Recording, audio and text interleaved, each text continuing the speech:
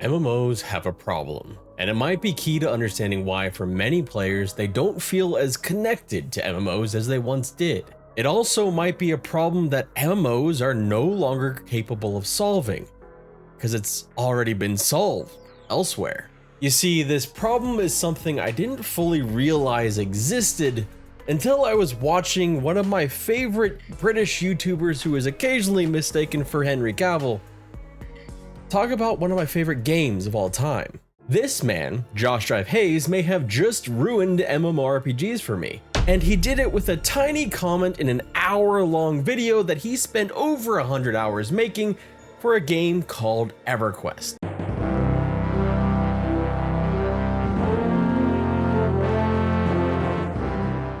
My all-time favorite MMO, and one that was formative to me not just as a kid, but also as a content creator. But the ruthless murder of my favorite genre doesn't just stop there. It doesn't just stop at classic MMOs even. It actually expands out to the entirety of the genre. Modern MMOs aren't safe from this necrotic scourge. In fact, they may actually be more susceptible. The problem can be summed up in this clip. I make it to the field of bone and I keep grinding, and honestly, I'm just lonely. The nostalgia people have for MMOs where you need a team often skip over the parts where your team isn't online and you can't do anything. Josh Strife Hayes was lonely in Everquest. Everquest is one of the most important MMOs in the history of the genre. It's also the one that even today is referred to by players as being socially driven. It's the game I personally created a video on detailing how, as a child, it taught me to socialize as I suffered through tremendous social anxiety growing up. In my deepest held memories of the game, it was the game itself that gave me the tools I needed to essentially not be lonely anymore. But here we are, 50 to 60 hours into Everquest, and Josh was lonely. It is here that I really just want to rush out and defend Everquest. I want to point out that it is a game that still requires a lot from you. It requires so much, and Josh's experience of the game, even with as much time as he put into it, isn't like a full encapsulation of the MMO. After all, no player's experience, no single player's experience, content creator or otherwise, can ever fully encapsulate any MMO or any game, anything. I could even point out to the fact that there is a very real issue with old MMOs having this basically a gigantic content gap with new players and those that have been playing the games for 10 or 15 or 20 years. I could point all that stuff out and try and assuage this growing panic I was feeling.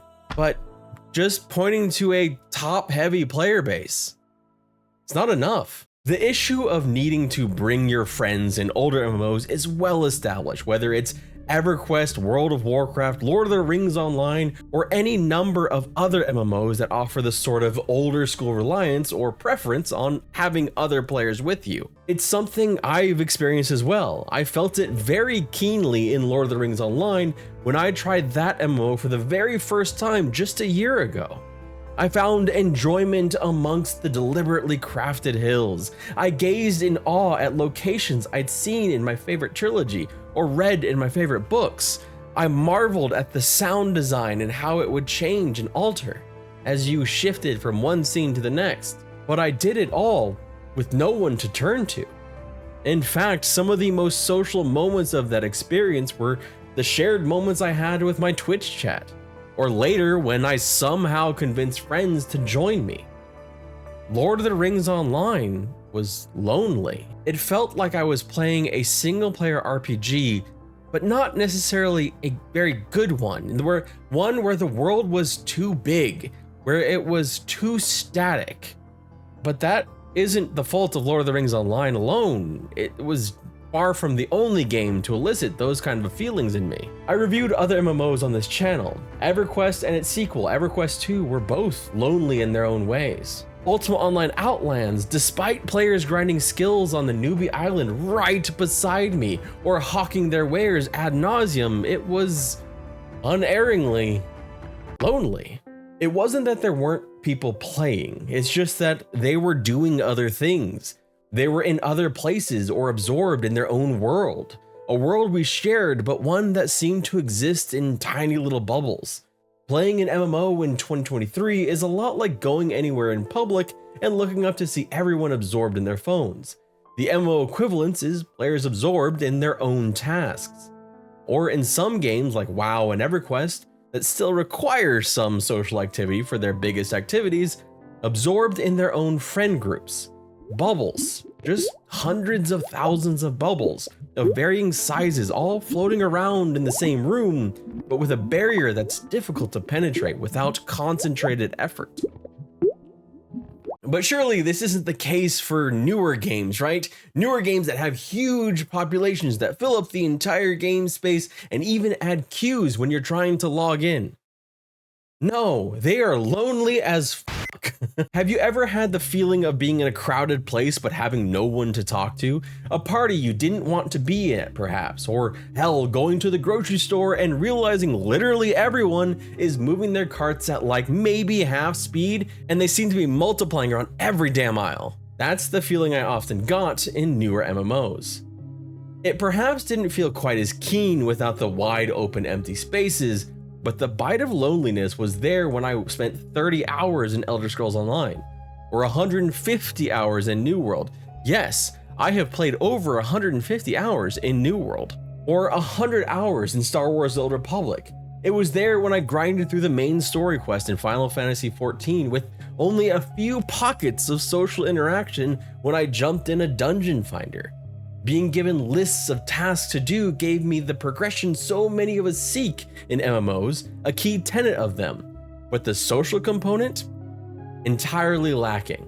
MMOs for quite some time now have felt this way, and I don't think it's going to change, no matter how many MMOs come out with these ideas of creating social situations, and I don't necessarily think it's their fault.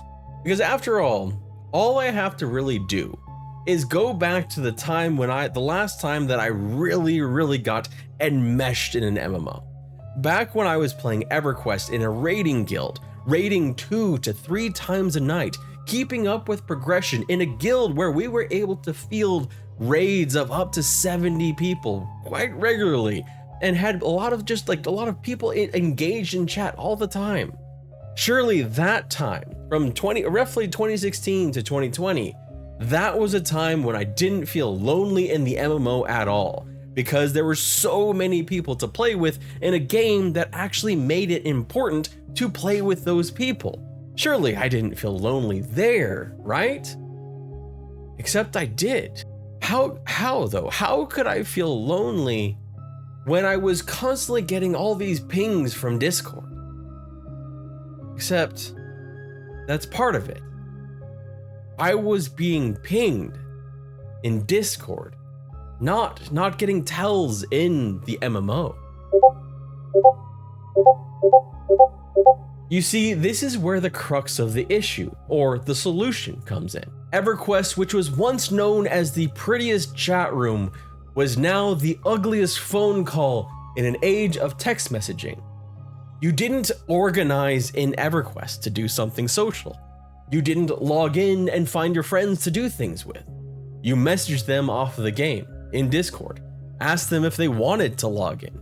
You set up reminders or alerts for raid days. You gathered everyone up in voice channels to make communication easier when you were in that raid. Yes, there are of course outliers to this, but generally, that's how it worked. You organized away from the game itself because it worked better. But I do have to pause here to single out one thing that is not a solution to this. Everyone who's trying to, every MMO out there that keeps trying to put voice in MMOs, like a voice channel specifically for that MMO, just stop. Just stop doing that. That is not the key. Unless you're creating, like, the only time I can think voice in a game is worthwhile is when you are using it as a proximity. That shit works really well and it adds atmospheric things. But if you, but just like this, basically like slapping on a very crappy version of Discord, basically making Ventrilo or TeamSpeak come back into the MMO, Just, it's a waste of your time and ours. Please stop. So it was here with this realization, this understanding of how the most social MMOs I ever played had completely changed in how I interacted with them after playing the games for years, on and off for 20 years. That, coupled with the already present understanding that the current generation of MMOs lean very heavily into task-oriented solo or proximity play rather than deeper social connection, I really began to understand and realize something. It's not just that MMOs aren't social anymore, that the tools that they used in the past have actually just kind of been replaced and are not really needed as much anymore. That they are kind of, in a lot of ways, something from a bygone era, that a way of communicating online that is become archaic. Again, like a fucking phone call. Please don't call people. It's awful. Just text them. But it's with the idea that all these tools are so completely outdated and things like Discord have so completely replaced them that I realized it's not just that they aren't social. MMOs are actually they might be antisocial. And I'm not just talking about things like modern MMOs. All MMOs. Now stick with me here because I need to explain this before you eviscerate me in the comment section. At least just give me the opportunity to make my case, and then you can tear me apart. MMOs are, by design, journeys. They're an adventure through persistent worlds where everyone is at different stages along the predetermined path. And the design of the MMO means you have to create friction along the journey to make players want to keep going down that path. Players need to feel like they have earned something over the player who started yesterday if they started 10 years ago. This is a recurring problem you see in some newer MMOs where players often feel like their achievements are cheapened. Or even in the wildly divisive choice to level squish in World of Warcraft, which raised the hackles of many players fearing they now were in some way lesser because their achievement, the journey had shrunk. The path between where they were and where someone new was starting, it shrunk.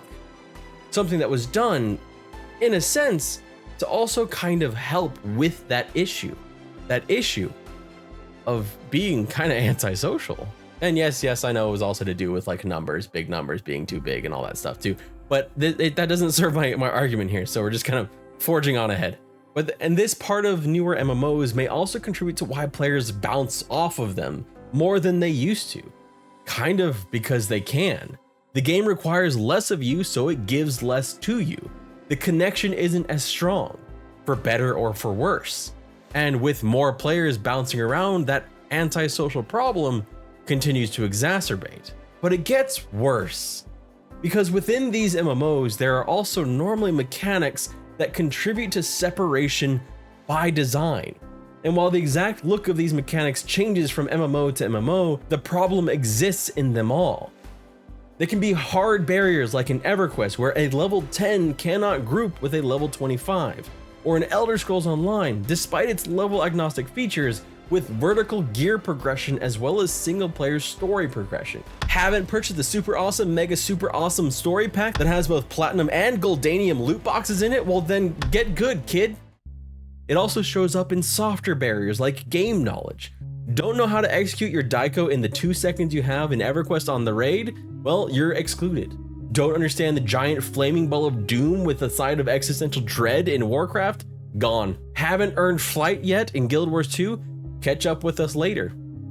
MMOs are less about inclusion and more about exclusion. And to many, that's not a bug, it's a feature. It cannot be extracted from the DNA of an MMO because the MMO is shared. The MMO is designed in a way that encourages different levels of competition throughout its persistent world, even when we're not fully aware that we are competing. Why else would we all care so damn much to make sure that the game is balanced, that our class is balanced, that our leveling is balanced, that everything is as balanced as it can possibly be? Why do we want the playing field to be so fair in an MMO? Because we're essentially always, in some way, either competing or comparing ourselves to other players in the game. Whether we are working together towards a common goal and think that we should be contributing more with our class or less, or this person shouldn't, or if we're just thinking, hey, like, I really don't like the way this is going with class balance and everyone is shifting over here, but I want to play here. Leveling speeds, gear, achievements, knowledge, zone access. There are myriads of ways MMOs do this, but it all comes down to one thing: barriers, and somewhat necessary barriers. It's a key part of the RPG DNA of progression, and it's why people play MMOs in the first place and why so few of them lean toward more horizontal progression. People like to progress, and in the shared world, they want it to be balanced progression because competition, racing, fighting against each other in PvP, basically any kind of some form of competition in some way. Think about, like take this thought experiment here. Think about how often either you or someone you know who plays an MMO has said something along the lines of, yeah, well, when I got to max level, it was harder. How many fans of Everquest have, for example, brought up hell levels and how they had to level that way, or how on progression servers things are easier than they were when they played? Think about how people talk about WoW Classic as being the difficult WoW compared to current WoW, which is too easy. There is a constant push and pull of trying to compare our achievements within an MMO, even if they might technically be the same achievement. But compare that to other social games that don't bear the massively title. A first-person shooter with multiplayer that actually has a matchmaking system that tries to put you directly with people on the same point of their journey as you. A survival co-op game that shrinks the server size down to 50, 25, or even 10 players, but may provide a similar but truncated path that an MMO provides. In this style of game, it's less like an endless marathon through New York with hundreds or thousands of runners, and more like a high school track with 10 runners who probably all know each other. The journey is shorter, and thus the barriers are less egregious. The competition may still exist, and often does as a primary driver of engagement with games like this, but in smaller bites. The comparison will always be there. Well, this was harder before the nerf. That's not what I'm talking about. More about the fact that it's kind of shrunk down. So it makes it a little bit easier to be social. And before you get mad in the comments, I'm not saying that these games are inherently more social than an MMO, just saying that it kind of highlights the difficulty in trying to make a game social that has this many types of barriers. And when they do have barriers, they're a bit more permeable. They don't require the same kind of investment, so they don't need you to be online all the time. In fact, they actually rely on those third-party tools like Discord to actually have that socialization. They aren't social in game because they don't really have to be. It's not a core function despite what you might hear in a Call of Duty lobby. MMOs used to be where you would go to find the friends. It's where I went to go to find friends because I was an awkward as hell kid that had no idea how to socialize. I still don't yet in a lot of ways, but I got a little bit better. But I found myself through the text and anonymity of grouping up with Sephiroth SSJ4 and Drist, definitely not Doerden 23 on Everquest in the early 2000s. But now I can find those same people in, say, a Co-Carnage Discord or a Twitch stream chat.